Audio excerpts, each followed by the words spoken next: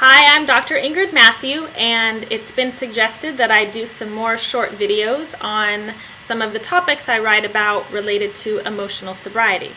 So today I wanted to talk about owning your bigness, no matter how small you think your life may be at the moment. I've been talking with a lot of people this week about how easy it is to get confused into thinking that we are our job, or that we are our relationship, or the number on the scale, or how much money we have in the bank. And unfortunately, when we allow any one aspect of ourselves to try and contain the whole, we're doing such a disservice to how really big and expansive we actually are. It's as though we're surrendering all of our power over to these external things. So your relationship is too small to validate all of you, and your job is too small to contain the fullness of who you are. And at the end of the day, only you can really validate all of who you are.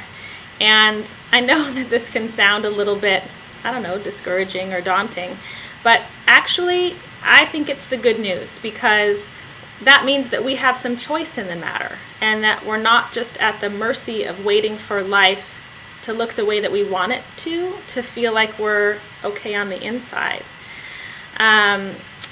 So what I want to talk a little bit about is turning to your inner compass as a guide instead of looking to the outer landscape. And I think that this is really what they mean in recovery when they talk about it being an inside job, is that it really has to start from within. And that's why when things get too big too quickly, in our lives outside, for some people, if they don't have the internal structure to support it, it's going to have to collapse in on itself. I think we can all think of lots of examples where that's happened. So when life becomes too top heavy, it's going to topple over. So with this in mind, I encourage you today to spend a little time planting an internal garden. What does it mean to you to water the places that really need some of your attention? To till the spaces that actually bring you joy and that make you proud, and to nurture the fullness of who you are.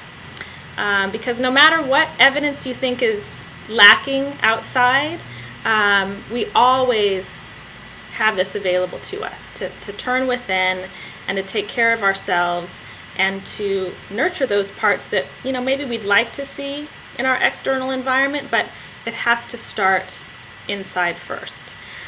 So I really want you to own your capacities and acknowledge your talents, and trust that when you do hold that space for yourself, ultimately it probably will manifest out in your life, but that it has to start within you. You can't wait for life to happen. You have to be willing to acknowledge your greatness before anyone else can even see it.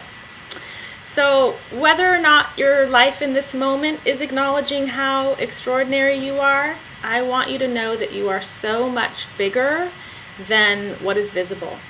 And to the best of your ability, try to rest your attention there. And I want to offer a promise that will reap so many more rewards than looking to things outside yourself to make yourself feel better. So thank you for listening. I hope this little video finds you well, and I look forward to reading your comments.